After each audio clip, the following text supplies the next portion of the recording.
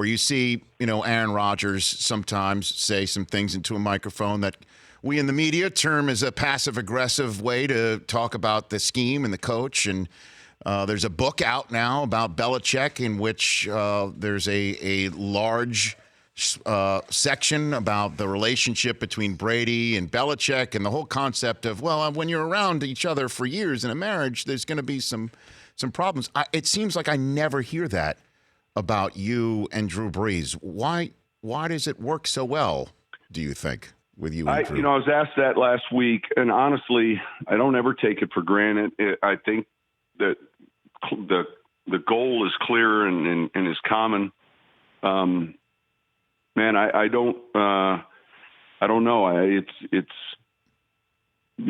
think people feel like, oh, you guys must be close friends. You're around. I mean, I coach and he plays, and man, there's a tremendous amount of respect. I think that certainly we have as coaches for the work he puts in and the preparation that goes on, the attention to detail, and I feel like that same challenge is always on us as teachers and coaches to come up with the best plan and to put our best foot forward and to really put our players in a position to have success. But I would guess that each relationship's somewhat different, maybe a little bit. But, yeah, I mean, like I said in the onset, it doesn't seem like 13 years. And I mean, he can be corny sometimes. And, I mean, what do you mean? As I'm trying to come up with something, like he can be a real goofball or corny, and I'm sure I can be the same way.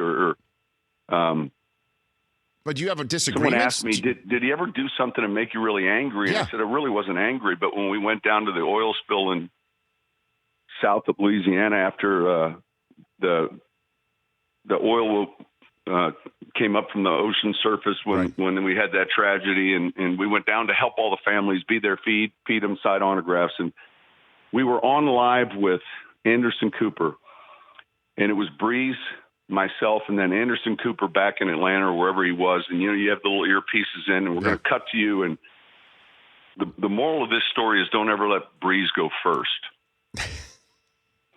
Anderson asked him a series of questions. Drew elaborated, pontificated, whatever you want to say on each one of these questions. And each time he answered one of these questions, I thought, well, there goes another topic that I might be able to talk about when he comes to me.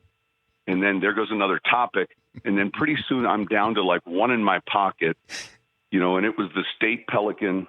They were washed with ivory soap. And I thought, I'm going to hang on to that. And then sure enough, at the very end, Drew says, yeah. And the pelicans even are getting clean with the ivory soap. And then we click over, Coach, we're going to you now. And I looked at Brees, and he handed me like a Hooters chicken wing with just all bone. There's nothing left to the story. So you don't want to be the second person in an interview with him. Noted. I'll make sure that does not happen if I ever have the two of you on at the same time, Coach. Yes, it's not a good thing. The Rich Eisen Show, weekdays at noon Eastern on Audience.